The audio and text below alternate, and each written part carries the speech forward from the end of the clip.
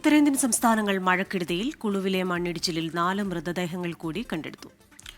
ഇതോടെ മണ്ണിടിച്ചിലിൽ മരിച്ചവരുടെ എണ്ണം 8ആയി. ചമ്പ ജില്ലയിൽ കുടുങ്ങിയ 64 തീർത്ഥാടകരെ ഹെലികോപ്റ്റർ മാർഗം രക്ഷപ്പെടുത്തി. ഡൽഹിയിൽ നിന്ന് വിശദാംശങ്ങളുമായി ചേരുന്നത് അച്യുതനാണ്.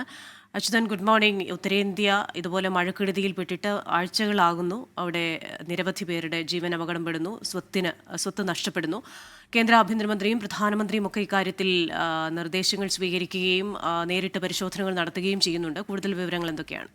റിജിത്ത്, ക്രിസ്റ്റിന, 4 സംസ്ഥാനങ്ങൾ, ഉത്തരേന്ത്യൻ സംസ്ഥാനങ്ങളിലാണ് മഴക്കെടുതി കാര്യമായ നാശനഷ്ടങ്ങൾ ഉണ്ടാക്കിയത്. പഞ്ചാബ്, ഉത്തരാഖണ്ഡ്, ഹിമാചൽ പ്രദേശ്, ജമ്മു കാശ്മീർ 4 സംസ്ഥാനങ്ങളെയാണ് ഈ കാലവർഷം വലിയ രീതിയിലുള്ള നാശനഷ്ടങ്ങൾ ഈ സംസ്ഥാനങ്ങളിൽ ഉണ്ടായത്. ഇതിൽ പ്രധാനമായും പഞ്ചാബിൽ ഇപ്പോഴും പ്രളയസമാന സാഹചര്യമാണ് നിലനിൽക്കുന്നത്.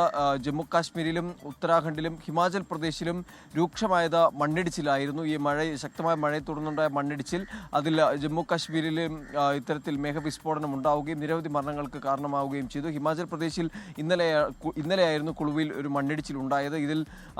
ഇത് 4 മൃതദേഹങ്ങൾ, മരിച്ചവരുടെ 4 മൃതദേഹങ്ങൾ കൂടി ഇന്നലെ രാത്രിയോടുകൂടി കണ്ടെടുക്കുകയാണ് ഉണ്ടായത്. അങ്ങനെ മരണം 8ആയിരിക്കുന്നു.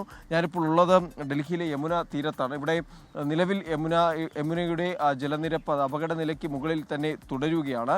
എന്നാൽ കഴിഞ്ഞ ദിവസങ്ങളിൽ 207 മീറ്ററിന് മുകളിലായിരുന്നു യമുന നദി ഒഴുകിക്കൊണ്ടിരുന്നത്. എന്നാൽ ഇപ്പോൾ ഈ നിലവിൽ ജലനിരപ്പ് ഒന്ന് നേരിയ തോതിൽ താഴ്ന്നിട്ടുണ്ടെങ്കിൽ കൂടിയും അപകട നിലയ്ക്ക് മുകളിൽ തന്നെയാണ് തുടരുന്നത്. അതായത് ഹരിയാന ഉൾപ്പെടെയുള്ള സംസ്ഥാനങ്ങളിൽ നിന്ന് അണക്കെട്ടുകൾ തുറന്നതോടുകൂടിയാണ് ഈ യമുനയിലെ ജലനിരപ്പും ഉയർന്നിട്ടുള്ളത്. ഇതിൻ്റെ പരിസര പ്രദേശത്തുള്ള ജനവാസ മേഖലയാകെ സാരമായി ബാധിച്ചിട്ടുണ്ട്. ഞാൻ നിൽക്കുന്നതിൻ്റെ പുറകിലായി തന്നെ ഈ കഴിഞ്ഞ ദിവസങ്ങളിൽ യമുന ഈ കര കയറി ഒഴുകിയിരുന്ന ഒരു അവസ്ഥയാണ് ഉണ്ടായിരുന്നത്. എന്നാൽ ഇപ്പോൾ അതിലെല്ലാം ഒരല്പം പിൻവാങ്ങിയിട്ടുണ്ട് എന്നുള്ളതാണ്, ജലനിരപ്പ് താഴ്ന്നിട്ടുണ്ട് എന്നുള്ളതാണ്. എന്തായാലും നിലവിൽ ഈ 4 സംസ്ഥാനങ്ങളിലും മഴയ്ക്ക് നേരിയ ശമനം ഉണ്ടായിട്ടുണ്ട്. അതൊരു ആശ്വാസം പകരുന്ന ഒന്നാണ്. എന്നാലും ഹിമാചൽ പ്രദേശിൽ ഇത്തരത്തിലൊരു ജാഗ്രതാ നിർദ്ദേശം നിലവിൽ ഇപ്പോഴും നിലനിൽക്കുന്നുണ്ട്.